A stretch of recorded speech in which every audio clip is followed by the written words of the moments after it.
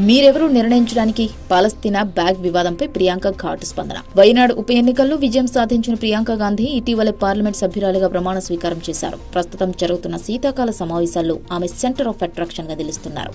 ఇటీవల రాజ్యాంగంపై చర్చ సందర్భంగా ప్రియాంక పార్లమెంటులో చేసిన తొలి ప్రసంగం అందరినీ ఆకట్టుకుంది. కానీ సోమవారం ఆమె పాలస్తీనా అని రాసి ఉన్న బ్యాగుతో పార్లమెంటుకు రావడం వివాదానికి కేంద్ర బిందువుగా మారింది.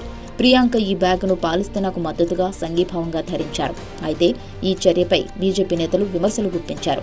ఈ విమర్శలకు ఆమె తీవ్రంగా స్పందిస్తూ తనదైన శైలిలో ఘాటుగా కౌంటర్ ఇచ్చారు. నేను ఎలాంటి బట్టలు వేసుకోవాలో నిర్ణయించడానికి మీరెవరు? మహిళలు ఏం ధరించాలో చెప్పడం నా కోసం కాదు. నాకు నచ్చినవి వేసుకుంటాను. నా నమ్మకాలకు కట్టుబడి ఉంటాను అని ప్రియాంక గాంధీ స్పష్టం చేశారు. ఇంకా నా నమ్మకాల గురించి తెలుసుకోవాలంటే నా ట్విట్టర్ పోస్టులు చూడండి అని విమర్శలకు ఘాటుగా బదులిచ్చారు. ప్రియాంక గాంధీ పాలస్తీనా బ్యాగ్ వివాదంపై ఈ రీతిలో స్పందించడం రాజకీయ వర్గాల్లో చర్చనీయాంశంగా మారింది. ఆమె మాటలు మహిళల స్వేచ్ఛ, వ్యక్తిగత అభిరుచులపై స్పష్టమైన సందేశాన్నిచ్చినట్లయింది.